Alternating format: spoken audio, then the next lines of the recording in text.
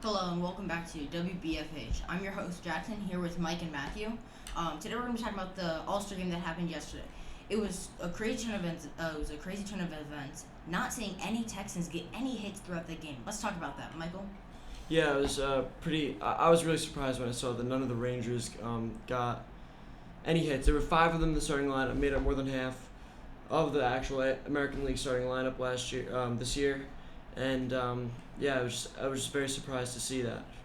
All right, thank you, Michael. Matthew, you have anything to add on to that? It was really interesting to see that the NL had beat the American League for the first time in 10 years. I mean, that shows some dominance from the American League, but also maybe that the National League is rising to top them. It could have also been because some key American League players were out. That is very true.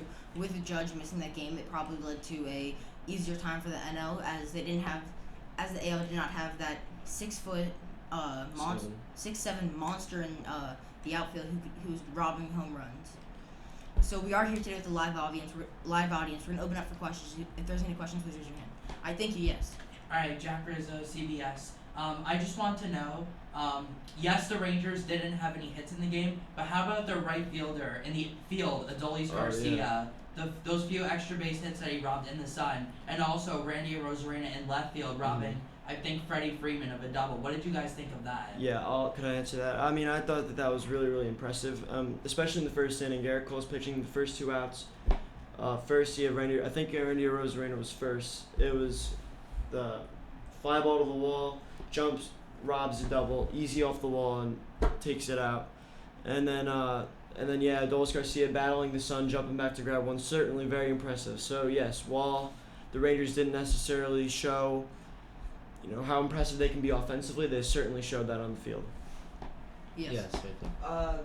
You know, getting away from Texas. Who do you guys think was the best player that participated in the All Star game this year? Is it the best, like, who's had the best season? No, who had the best? Who had the game? best game? All right. So we're gonna start with the AL and then we'll move on to the NL for best players. Who do you think about it, Matthew? Well, I was really impressed. I was really impressed with the National League catcher, Elias Diaz from the Rockies. He won the MVP for the game. He won the All-Star MVP. He was actually the only selection that the Rockies had in the game. Catcher took out a 2-run home run in, I believe, the seventh inning. Really, really impressive. And like you said, the All-Star game is always very exciting to watch, and that's certainly a player to keep your eye on. Yeah, I agree. He showed out both offensively and defensively and helped them win. All right. Thank you. Let's move on to the NL.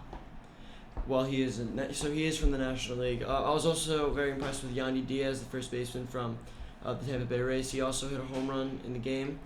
I believe in the second inning, pretty early on. He had a hanging breaking ball, took it out of the ballpark. Very impressive to see. It's always fantastic when the best players in the game are all on the field at one time. So, yeah. I was glad to see how Nolan Arenado held himself during that game. Wish he would have hit. Wish we could have seen him hit a bit more, but it's just me. All right. Do you have any more questions?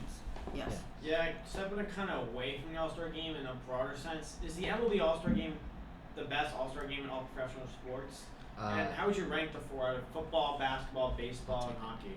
I'll just I'll take start. So I would not say the baseball one is the best for the simple reason that they only out of I'm gonna include skills comps and as long as All-Star because that's all included in their All-Star weeks.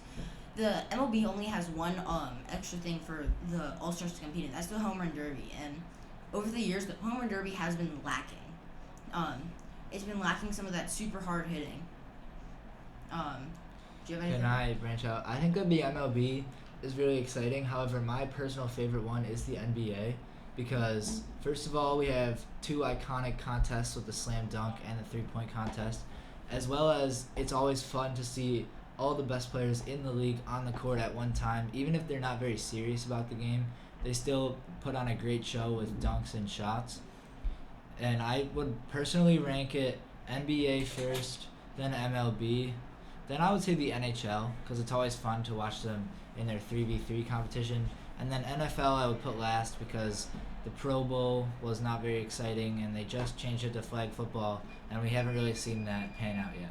I mean, I'd have to say that I think the MLB is the best. I think they have the best All-Star week. I think that well, like you said with the NFL with flag football, that I'd say I have to put that at the bottom. But I think that the NBA skills competitions, 3-point contest and the dunk contest, I think that's hasn't really had the star power in recent years that it has in the past. I think that they'll have a couple in there every single year, but really when you watch the home run derby, you got 8 legitimate stars in baseball, hitting home runs, hitting the ball 450 feet, 115 miles an hour. Always incredible to see. And then in MLB, it's not like in the NBA All-Star game. You're just shooting around, dunking. People, no defense is being played. It's always high scoring. But MLB, it's always like a legitimate game. You know what I'm saying? So I think that aspect of it does give it the upper hand to the NBA All-Star game. How would you rank the 4 major All-Star games? Well, to wrap it up, I'd say MLB at the top. I'd say NBA second, and NHL, and then at the bottom, mainly because of their transition to flag football this year for the Pro Bowl, the NFL. So moving on to your NBA thing, I think agreeing with the dunk thing, it has been going downhill ever since LeBron said he wouldn't be competing in the dunk contest, which has caused a lot of stars to not do it, which is really upsetting. And we've had some very disappointing dunk contests with many people missing the dunk. So for our very last point, how would you rank the 4 All-Star? I would put NHL first, MLB, NBA, NFL.